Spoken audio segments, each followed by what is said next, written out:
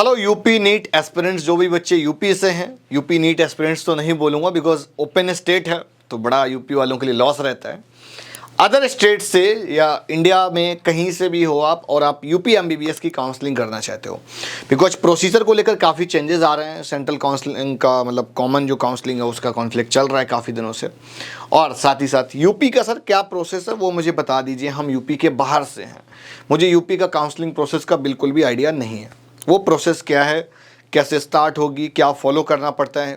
Sir सुना है DD लगती है, नहीं यार अब डिमांड ड्राफ्ट नहीं लगता है, पहले लगा करता था, आज से 2 साल पहले। लास्ट ईयर सारा का सारा काउंसलिंग प्रोसेस ऑनलाइन कर दिया गया है। डीजीएमई कंडक्ट कराता है, वो आपका राउंड 1 हो, राउंड 2 हो, मॉपअप राउंड। जो mop up round offline activity process था वो ऑनलाइन कर दिया गया है। बीच में जो ऑनलाइन डॉक्यूमेंट वेरिफिकेशन प्रोसेस था वो भी ऑनलाइन कर दिया गया है, कुछ भी ऑफलाइन नहीं बचा है। पहले 2 एक्टिविटी ऑफलाइन होती थी, है ना, एक offline document verification nodal centre पर, है ना, और उसके बाद में आपको डिमांड ड्राफ्ट भी जमा करने मतलब जमा होता था। उसके बाद में मतलब एक डीडी का भी प्रोसेस था ऑफलाइन तौर पे। मेनली अब देखते हैं क्या क्या स्टेप्स है, क्या क्या फॉलो करना पड़ेगा अगर हम यूपी की अपनी काउंसलिंग सेल्फ करते हैं। सबसे पहले नंबर पे आपको रजिस्ट्रेशन करना पड़ेगा upneet.gov.in। यहाँ पर ब्लू कलर की एक वेबसाइट दिख रही होगी, इस पर रजिस्ट्रेशन होते ही यही वेबसाइट अपडेट हो जाएगी। उसके बाद में रजिस्ट्रेशन करने में आपको अपना नीट का roll number, date of birth, ये आप डिटेल एप्लीकेशन नंबर और डेट ऑफ बर्थ वगैरह जैसे डालेंगे आप तो आपका लॉगिन हो जाएगा। आपका नीट का जो भी स्कोरिंग होती है वो ऑटोमेटिक डिटेक्ट कर लेता है। वेबसाइट थोड़ी सी यार कूड़ा है ना, मतलब मैं बोलूँगा बेकार है। 1 मिनट के अंदर आपको एप्लीकेशन फॉर्म फिल करना पड़ता है। अगर यूपी डीजीएमई वाले भाई देख रहे हो वीडियो को तो रिक्वेस्ट है हाथ जोड़ के कम से कम इस बार वेबसाइट ठीक कर देना, नहीं तो बच्चों की बहुत सारी मिस्टेक्स हो जाती हैं। किसी की ओबीसी कैटेगरी में ना उसने अपना सर्टिफिकेट नंबर गलत डाल दिया, या डोमिसाइल में उसने डोमिसाइल नंबर डाल दिया, तो इस तरह की बहुत छोटी छोटी एरर हैं और वो जल्दी से सबमिट नहीं करता तो टाइम एक्सपायर हो जाता है। तो इस चीज़ पे थोड़ा सा उनको मुझे लग रहा है ठीक करना चाहिए। तो 2000 की पेमेंट करेंगे, एक तरह से एप्लीकेशन फॉर्म भर दिया हमने सारा डिटेल डाल के बेसिक कि भाई हम कहाँ के रहने वाले हैं, क्या है, कहाँ से मैंने 10th किया है, 12th कहाँ से किया है, और स्कूल नेम क्या है, फिजिक्स केमिस्ट्री बायोलॉजी के मार्क्स क्या हैं, ये सारा फिल कर दिया। 10th 12th और कैटेगरी, ये हमारी 3 चीज़ें अपलोड होंगी, और साथ ही साथ हमारा डोमिसाइल भी अपलोड होगा अगर रिक्वायर्ड होगा तो। बिकॉज यूपी का जो स्टेट ऑफ एलिजिबिलिटी है वो 10th और 12th अगर यूपी से कर रखा है तो डोमिसाइल नहीं मांगता है। और अगर आप किसी अदर स्टेट से हो और आपने यूपी से 10th 12th किया है तो आप यूपी के एज एन जनरल कंसीडर किए जाते हैं।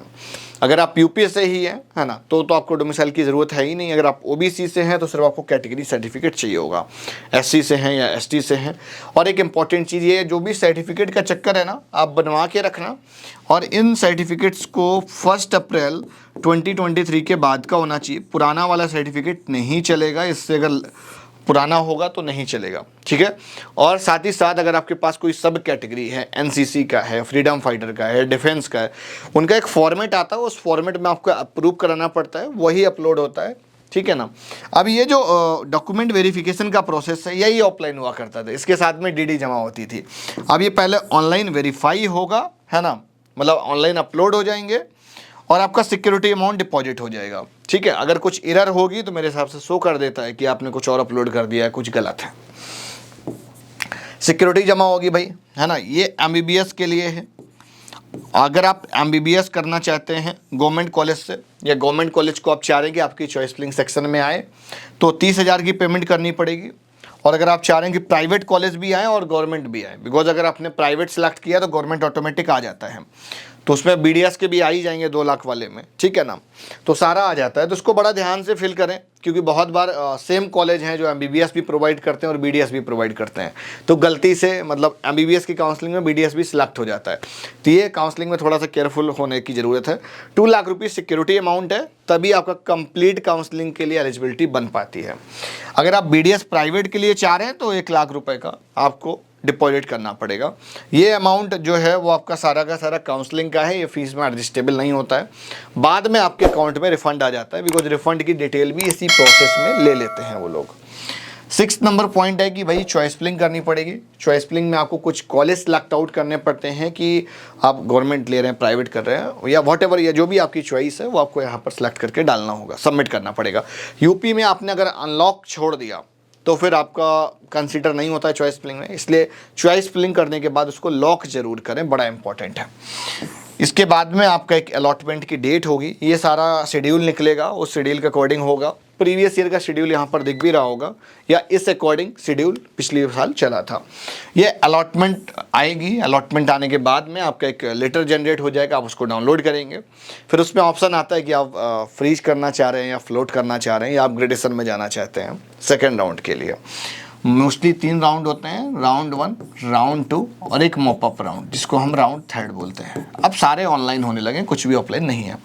तो रिपोर्टिंग करने जाना पड़ेगा कहाँ पर? नोडल सेंटर में, है ना, अलॉटेड कॉलेज में नहीं। पहले नोडल सेंटर जाओगे, उसके बाद अलॉटेड कॉलेज में जाना होता है, ठीक है। और या इस बार जो भी प्रोसेस आएगा वो आपको बताया जाएगा। बहुत सारे पेरेंट्स का ये बेसिक क्वेश्चन हो जाता है, सर ये जो फीस है ना, मतलब प्राइवेट कॉलेज में तो बहुत लाखों में फीस है, 10 लाख रुपए 15 लाख रुपए फीस है, तो फीस क्या सर ऑनलाइन जमा करनी पड़ती है? हाँ यार, फीस को डीडी के फॉर्म में डिपॉजिट करना पड़ता है। जो भी आपका अमाउंट होगा सारा का सारा डीडी में जमा हो जाता है। कोई भी अमाउंट मतलब कैश में डिपॉजिट नहीं होता है ना, कैश का रिस्ट्रिक्ट होता है, तो डीडी आपकी जमा होगी, है ना। और जब ये फीस वगैरह है, ये जो भी आपका डिटेल होगा वो सारा का सारा आपका जो अलॉटेड कॉलेज होगा वहाँ पे डिपॉजिट होता है। वीडियो आज की यहीं तक, मिलता है नेक्स्ट वीडियो में फिर किसी नई जानकारी, किसी नया अपडेट डेटा रिसर्च के साथ में। कुछ डाउट क्वेरीज हैं तो ज़रूर कमेंट करके बताना, और अगर आप यूपी MBBS की काउंसलिंग में मेरी हेल्प लेना चाह रहे हैं तो ज़रूर बताएँ। मिलते हैं नेक्स्ट वीडियो में, बाय बाय। ऐप को इंस्टॉल करें और वहाँ से जाकर प्रेडिक्ट करो कि यूपी नीट के थ्रू आपको क्या मिल रहा है।